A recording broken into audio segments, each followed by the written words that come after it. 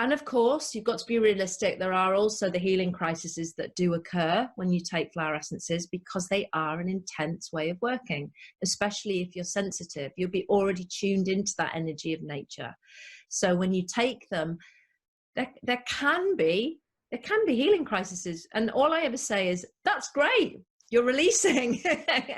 Reduce the dose. It's like homeopathy, you know, reduce the dose or come off it until you've calmed down, and then either go back on it again or don't touch it anymore. Sometimes one drop, like you said to me, you know, one drop's enough. And it is a way to notice that they're doing something. You know, for some people, that flower essences are very subtle. The energy is very subtle. And if they're not used to kind of tuning in or paying attention to how they feel, you know, sometimes they have a hard time noticing. And yet other people around them may notice a shift. So true. That is so true. What's going on with you? Nothing. That's why I get people to journal.